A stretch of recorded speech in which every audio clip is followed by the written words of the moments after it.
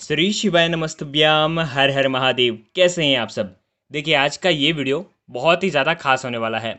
हम सभी को पता है कि अभी भगवान शिव का सबसे पवित्र महीना यानी कि सावन का पवित्र महीना चल रहा है।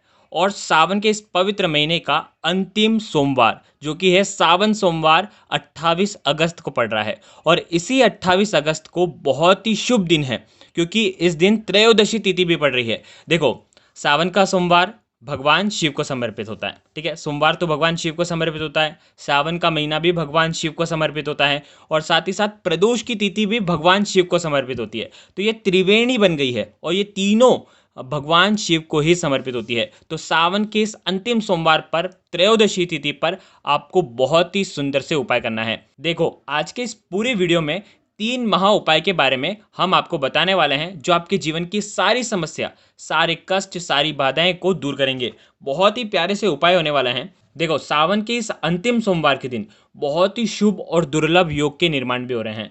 एक पहला तो समझ लो आयुष्मान योग है, दूसरा सौभाग्य योग है, तीसरा सर्वार्थ सिद्धि योग है, चौथा रवि योग है। यानी कि बहुत ही शुभ और दुर्लभ योग में ये सावन की त्रयोदशी तिथि आई है और आपको बहुत ही सुंदर से उपाय करना है। देखो, पूज्य गुरुदेव हमेशा ये कहते हैं कि जब भी प्रदोष की तिथि सोमवार के दिन आती है तो वो सोम प्रदोष कहलाती है।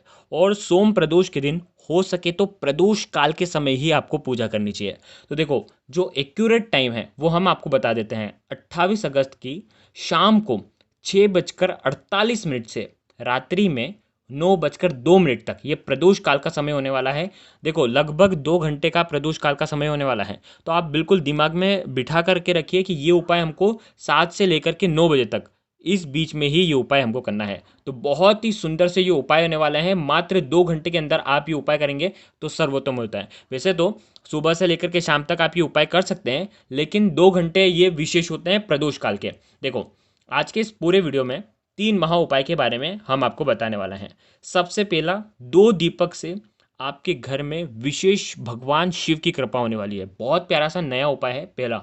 दूसरा जो उपाय है वो आपको भगवान शिव के ऊपर जल नहीं चढ़ाना है और आपकी मनोकामना परिपूर्ण हो जाएगी। बहुत ही प्यारा सा उपाय है दूसरा भी।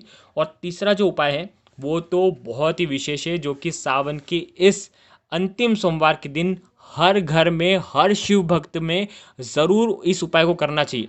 तो 3 महा उपाय के बारे में हम आपको इस वीडियो में बताने वाला हैं।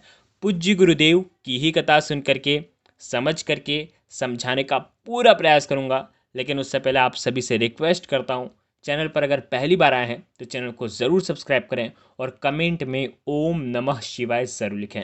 देखिए, सबसे पहला उपाय 2 दीपक वाला उपाय है। आपको 2 दीपक घर पर तैयार करना है।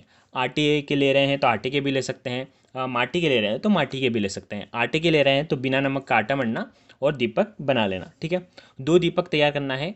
एक दीपक में गोल बाती लगेगी, समझना, और एक दीपक में लंबी बाती लगेगी। आ गई आपको बात समझ में। अब आपको क्या करना है, प्रदोष काल के समय 7 से 9 के बीच में, आप तो दिमाग में ये बिठा के रखो कि 7 से 9 के बीच में आपको ये उपाय करना है। देखो, अब आपको क्या करना है, सबसे पहले एक दीपक आप जैसे ही घर के बाहर निकलोगे तो आपके घर के मुख्य द्वार के सीधे तरफ आपको लंबी बाती वाला दीपक प्रज्वलित करना है। भगवान शिव की विशेष कृपा के लिए ये लंबी बाती का दीपक, देखो, दीपक का जो मुख होगा वो बाहर की साइड होना चाहिए, घर की साइड मत करना। आ गई आपको बात समझ में, गेट के बाहर की साइड होना चाहिए। और ये जो दीपक है गेट के बाहर ही आपको रखना है। घी के दीपक होना चाहिए।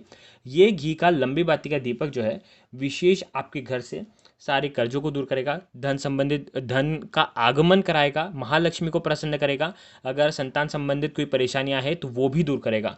ठीक है, ये पितृदोष को भी दूर करता है। बहुत प्यारा सा ये उपाय है, समझना। पहला दीपक आपने आपके घर के मुख्य द्वार पर रख दिया।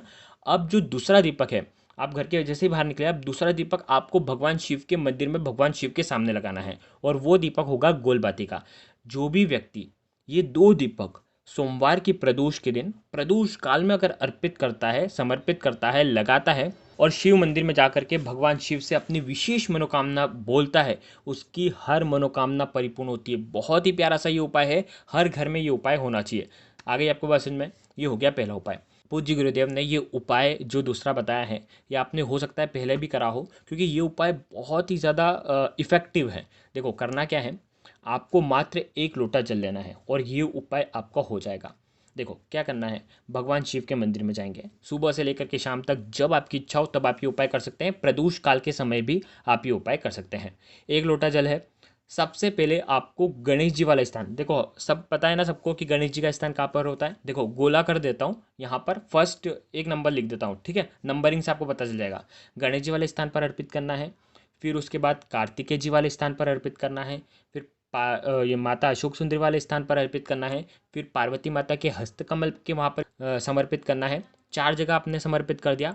अब आपको भगवान शिव के शिवलिंग पर ये जल अर्पित नहीं करना है। आगे आपको बात समझ में, जल अर्पित नहीं करना है तो आप देखो, आपने भले कोई दूसरे उपाय भी करे हैं, उसमें आपने भले जल अर्पित कराओ, लेकिन इस उपाय में आपको जल अर्पित नहीं करना है। ठीक है, आप रुक जाना। अब आपको क्या करना है, ये जल जो है आपको ले जाना है बेलपत्र के पेड़ के वहाँ पर, और उत्तर मुखी होकर के ये बेलपत्र की जड़ में श्री शिवाय नमस्तुभ्यम का जाप करते हुए आपको अर्पित कर देना है। जो भी व्यक्ति ये उपाय सावन के इस प्रदोष पर करेगा, उसके घर की सारी इच्छा पूरी होगी। देखो जब आप जड़ में अर्पित करोगे तब आपकी जो भी विशेष मनोकामना है वो आपको बोल देना है। अब यहाँ पर ये चीज़ पूज्य गुरुदेव ने बोला था कि भगवान शिव ये सोचते हैं कि ये मेरे भक्त ने मेरे ऊपर जल अर्पित नहीं करा है, लेकिन पार्वती माता के ऊपर इन्होंने जल अर्पित करा है, तो वो भगवान शिव जो है माता पार्वती से कहते हैं कि इसको 2 गुना फल प्राप्त होना चाहिए। तो इस प्रकार से ये बहुत ही सुंदर सा पूज्य गुरुदेव ने उपाय बताया था, वही मैंने आपको बताया है। आपकी जो भी विशेष मनोकामना होगी वो निश्चित ही परिपूर्ण हो जाएगी। देखो अब हम बात करते हैं तीसरे महा उपाय की। यदि आपके घर में धन संपदा की कमी है तो ये उपाय आपको करना चाहिए। देखो ये उपाय केवल और केवल सावन में ही कर सकते हैं। तो सावन में ये सोमवार पड़ा हुआ है, तो इस सोमवार पर वो भी प्रदोष की तिथि लगी हुई है, तो आपको ये मौका गंवाना नहीं है। ये उपाय आपको करना ही करना है। देखो ये उपाय आपको करना है मात्र एक बेलपत्र से। देखो क्या क्या सामग्री लेनी है समझना। एक बेलपत्र लेना, खंडित नहीं होना चाहिए। एक शमी का पत्ता लेना, शमी का पत्ता भी खंडित नहीं होना चाहिए। देखो अब बहुत सारे लोगों के पास शमी का पत्ता नहीं होता है, ठीक है, हो सकता है आपके पास भी नहीं हो, तो आप क्या करेंगे, शमी के पत्ते की जगह मात्र एक चावल का दाना लेना है। डरना नहीं है कि यार हमारे पास तो है ही नहीं तो हम कैसे करेंगे। तो पूज्य गुरुदेव ने हमेशा बोला है शमी का पत्ता नहीं है तो फिर एक चावल का दाना भी ले सकते हैं। तो चावल का दाना ले लेना, और साथ में लेना है एक कनेर का फूल, ठीक है, और साथ में लेना है तांबे के पात्र के अंदर जल, और आपको जाना है भगवान शिव के मंदिर में। ये उपाय भी आप सुबह से लेकर के शाम तक कर सकते हैं। प्रदोष काल के समय करते हैं तो सर्वोत्तम होता है। देखो करना क्या है, सबसे पहले एक लोटा जल श्री शिवाय नमस्तुभ्यम का जाप करते हुए आपको पूरा जल जो है वो अर्पित कर देना है। आ गई आपको बात समझ में। अब आपके पास है एक बेलपत्र। ये बेलपत्र भी भगवान शिव के शिवलिंग पर आपको अर्पित करना है उल्टा। चिकना वाला साइड जो है भगवान शिव के शिवलिंग पर स्पर्श होना चाहिए। इस प्रकार से अर्पित करना, और डंडी का हिस्सा जो है वो जलाधारी की तरफ होना चाहिए। ठीक है, पहला बेलपत्र अर्पित कर दिया। उसके बाद आपको अर्पित करना है शमी का पत्ता, और शमी का पत्ता भी कैसे अर्पित करोगे, डंडी का हिस्सा जलाधारी की तरफ होना चाहिए। इस प्रकार से दूसरा पत्ता अर्पित करना। फिर उसके बाद जो कनेर का फूल है, और कनेर का फूल भी पीला ही कनेर का फूल लेना है, दूसरा कोई भी इस उपाय के लिए काम में नहीं आएगा। अगर कनेर का फूल नहीं है तो आप ये उपाय नहीं कर सकते। पीला कनेर का फूल ही होना चाहिए, कहीं से भी ढूंढ करके लाओ, लेकिन कनेर का फूल अगर मिल जाता है ना तो ये उपाय आपका सफल हो जाएगा। तो पीला कनेर का फूल आपको लेना है, और पीले कनेर का फूल जैसे आप रखोगे महादेव के शिवलिंग पर, तो आपकी जो भी विशेष मनोकामना है, जो भी आपकी इच्छा है, वो आपको बोलना है, और एक कनेर का फूल आपको अर्पित कर देना है। जो भी व्यक्ति प्रदोष की तिथि पर, वो भी सावन के प्रदोष पर, प्रदोष काल के समय ये उपाय करता है, उसकी सारी इच्छाएं परिपूर्ण होती है। देखो वैसे तो ये उपाय अगर आप धन संबंधित परेशानियों को दूर करने के लिए कर रहे हैं ना, तो सबसे सर्वोत्तम उपाय है। इससे अच्छा उपाय हो ही नहीं सकता है। पूरे सावन में, अधिक मास में भी करोगे कनेर के फूल के उपाय, तो ये आपके पास अंतिम मौका है। कनेर का फूल आपको भगवान शिव के ऊपर अर्पित करना है, और आपके जीवन के सारे कष्ट दूर हो जाएंगे। तो आज के इस पूरे वीडियो में 3 महा उपाय के बारे में हमने बात करी है। तीनों में से जो उपाय आपको लगता है आप कर सकते हैं। अगर आपको कुछ भी चीज़ समझ में ना आए तो कमेंट में पूछ लेना, गलती नहीं करना है। श्री शिवाय नमस्तुभ्यम। हर हर महादेव।